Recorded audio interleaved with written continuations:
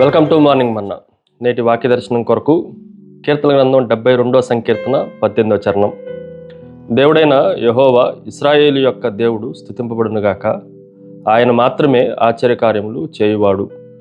మరొకసారి కీర్తన గ్రంథం నుండి దేవుని యొక్క గుణగణాలను, దేవుని యొక్క ఔన్నత్యమును గురించి, దేవుని గురించిన విషయాలు స్పష్టంగా ఈ ఉదయకాల సమయంలో 4 ప్రాముఖ్యమైన విషయాలు నేర్చుకుందాండి.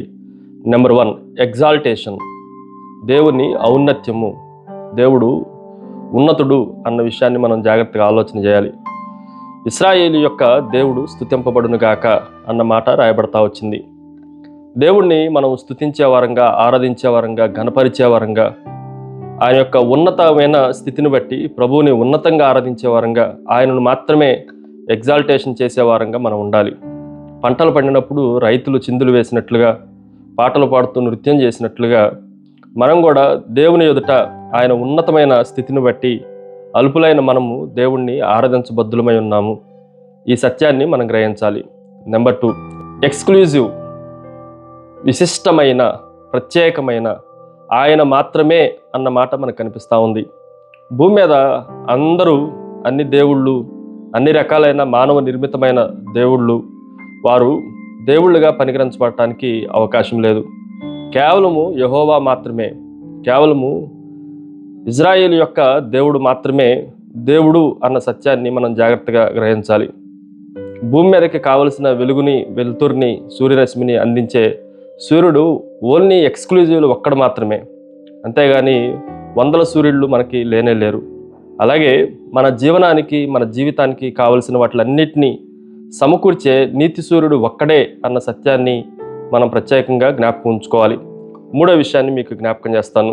ఇట్ ఈజ్ ఏ ఎవిడెన్స్, ఆధారము, ఆశ్చర్యకార్యములు చేయువాడు అన్న మాట మనకు కనిపిస్తూ ఉంది.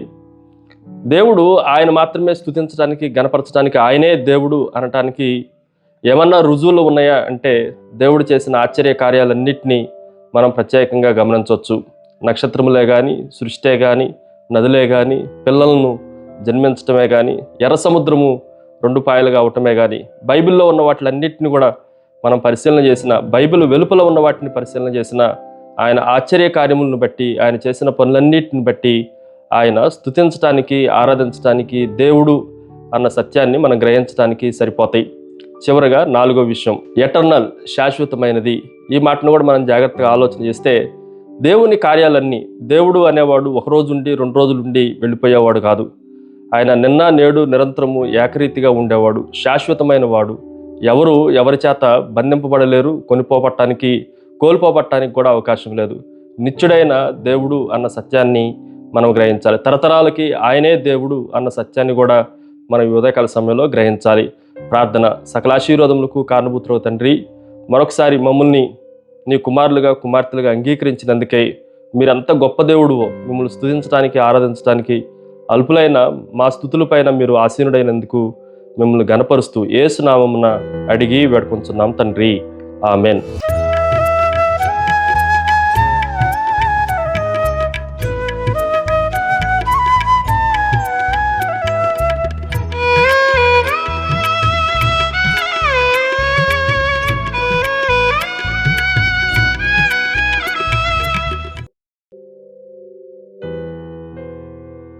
God bless you.